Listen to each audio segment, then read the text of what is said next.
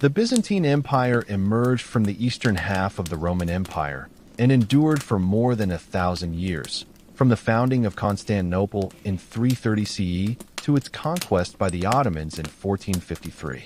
At its center stood Constantinople, a city positioned on the narrow isthmus between Europe and Asia, controlling the major trade arteries linking three continents.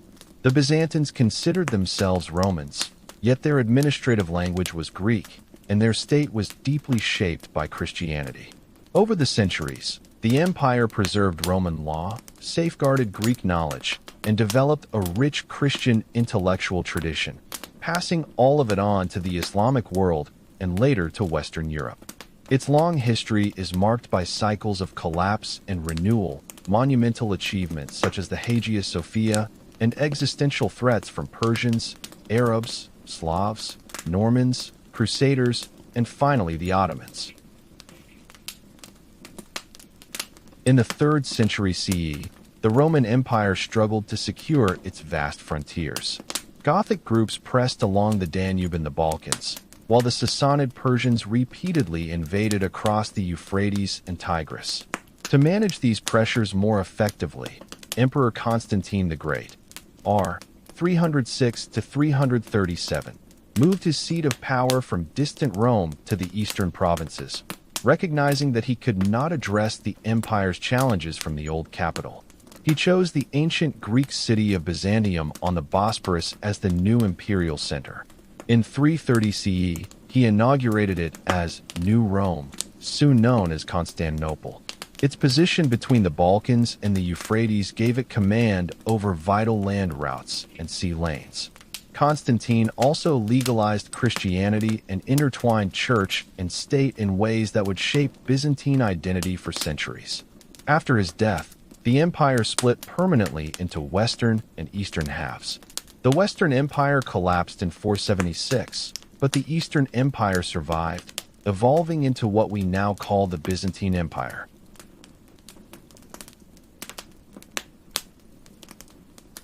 By the early 6th century, Byzantium possessed the most effective military force outside China. Emperor Justinian I, r. 527 to 565, born into modest circumstances, rose to power through his uncle Justin I and embarked on an ambitious project to restore the Roman world. His reign witnessed grand building campaigns, above all the construction of the Hagia Sophia, a massive church crowned with a 48-meter dome, symbolizing the unity of imperial and ecclesiastical power. At the same time, Justinian ordered his Juris Tribonian to compile and reorganize centuries of Roman law into the Corpus Juris Civilis, which would become the foundation of European legal tradition. Militarily, Justinian relied on his brilliant general Belisarius.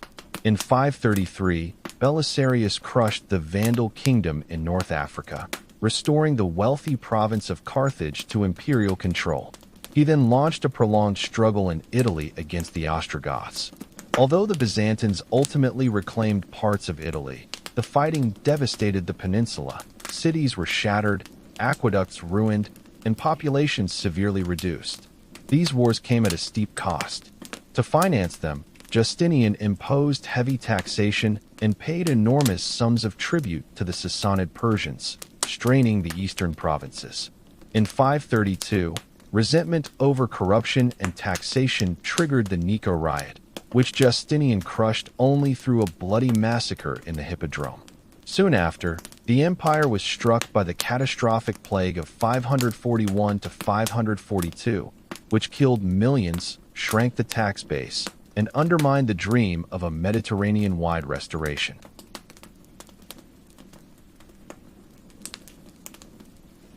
After Justinian's death, internal instability and external pressure mounted. The plague drained manpower, Lombards seized northern Italy, and in the 7th century the empire faced overwhelming attacks from newly united Arab armies in the Middle East and North Africa. In response, Byzantine rulers reorganized provincial administration into themes, military districts that granted land to soldiers in exchange for service. This system allowed the empire to maintain an effective defense despite dwindling central resources. The empire also adopted Greek fire, an incendiary naval weapon that could burn even on water. With the themes and Greek fire, Byzantium survived massive Muslim sieges of Constantinople in 674 to 678 and again in 717 to 718. At the same time, the empire was torn apart by the iconoclastic controversy. Starting in 726, Emperor Leo III ordered the removal of religious icons, which he condemned as idolatrous. His successors intensified the destruction, sparking almost a century of conflict between iconoclasts and iconodules. The Empress Irene restored icons at the Second Council of Nicaea in 787, but only in 843 did Empress Theodora finally bring the struggle to an end. Despite the turmoil, the iconoclast emperors stabilized the frontiers and kept enemies such as Bulgars, Slavs, and Arabs at bay.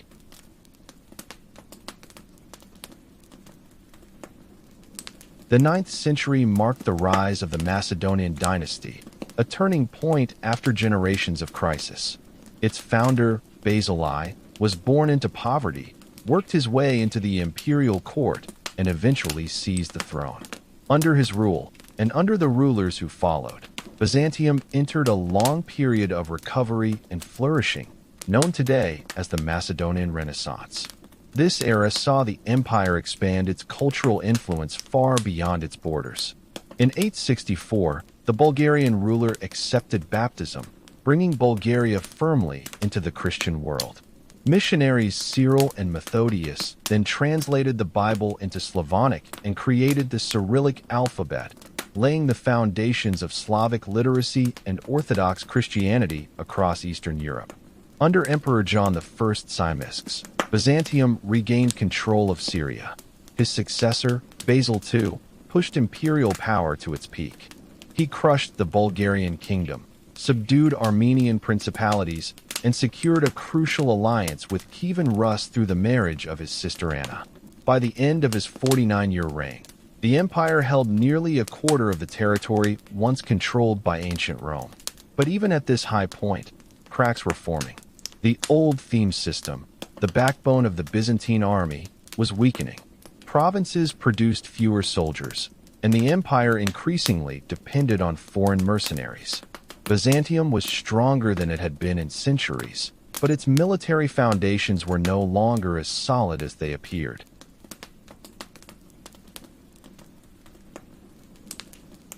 While Byzantium reached new heights abroad, relations with the Western Church deteriorated at home. Long-standing disagreements over papal authority, theological details such as the Filioque clause, and differences in worship practices pushed East and West further apart. In 1054, the tension finally snapped. The Pope in Rome and the Patriarch of Constantinople excommunicated each other. This event, known as the Great Schism, permanently divided Western Catholicism and Eastern Orthodoxy. For Byzantium, the consequences were immediate. Finding reliable allies in the West became far more difficult, just as the empire was beginning to face new and dangerous enemies.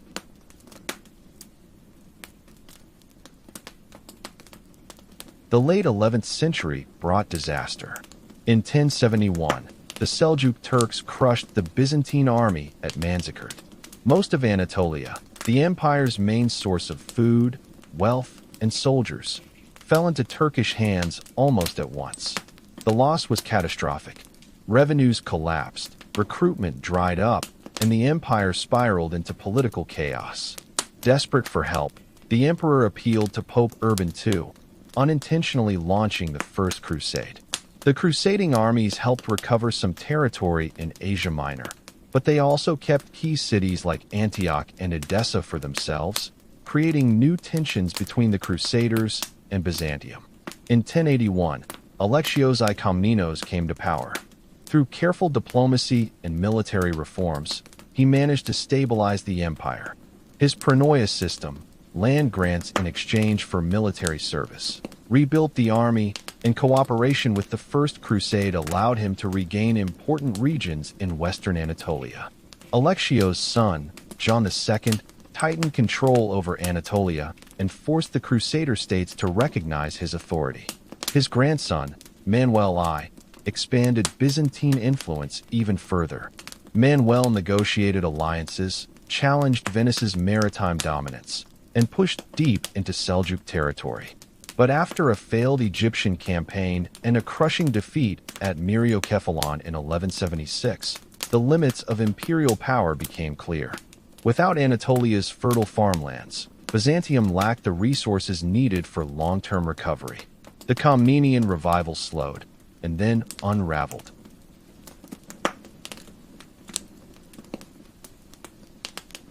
The empire's vulnerabilities opened the door to its greatest disaster. In 1204, the armies of the Fourth Crusade, diverted from their original mission, turned their ships toward Constantinople. In a shocking betrayal, Western Crusaders and Venetian forces stormed the city, looted it, and partitioned Byzantine lands among themselves. The Byzantine state collapsed. Its rulers fled and established successor realms in Nicaea, Epirus, and Trebizond.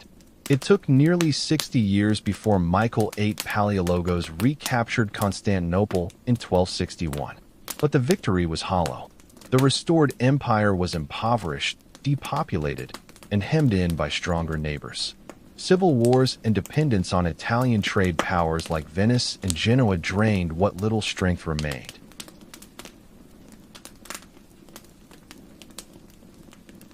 The Palaiologan dynasty ruled Byzantium's last 2 centuries. Politically, the empire was weak and shrinking. Culturally, however, it experienced a final burst of brilliance. Scholars such as Gemistos Plethin revived the study of ancient Greek philosophy. Painters produced exquisitely detailed icons, and literature enjoyed a late revival. But the external pressures were relentless. Bulgarians, Serbs, Catalan mercenaries, and, most dangerously, the rapidly expanding Ottoman Turks chipped away at Byzantine territory year after year. The Black Death struck Constantinople in 1347, killing a large part of its population and crippling the economy. Earthquakes, famines, and recurring civil wars repeatedly drained the empire's remaining resources. By the early 1400s, Byzantium survived largely because no one had yet crushed it. Emperor Manuel II even traveled through Western Europe, pleading for military aid. But Europe's rulers saw little advantage in supporting a collapsing empire, and the scars of the Great Schism still ran deep.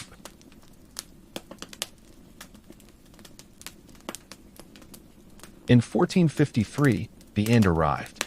Sultan Mehmed II gathered an army of around 80,000 men and surrounded Constantinople with some of the largest cannons ever built. From April to late May, Ottoman artillery relentlessly battered the ancient Theodosian walls. Inside the city, Emperor Constantine XI Palaiologos led a tiny force of Byzantine soldiers and Genoese allies. They knew they could not win, but they fought to delay the inevitable. On May 29th, Ottoman troops broke through. The last emperor died in the fighting, refusing to flee. The city was overwhelmed. After the initial chaos, Mehmed II restored order and encouraged residents to return, promising protection of property and life. But for Byzantium, it was over. After more than 1,000 years, the Eastern Roman Empire had fallen.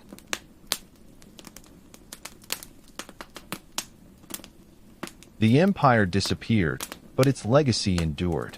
Roman law survived through the Corpus Juris Civilis, influencing European legal systems for centuries. Byzantine scholars preserved and transmitted ancient Greek texts to the Islamic world and to Renaissance Europe. Orthodox Christianity, the Cyrillic alphabet, and much of Slavic religious culture originated from Byzantine missions. Byzantine art and architecture left a mark from Russia to Italy, most famously in the domed church tradition inspired by the Hagia Sophia. And the empire's astonishing longevity shows how administrative skill, military adaptability, and intellectual depth can sustain a state through crisis after crisis. From its Roman beginnings to Justinian's ambitions, through revival, collapse, and its final dramatic fall, Byzantium shaped the world long after its walls were breached.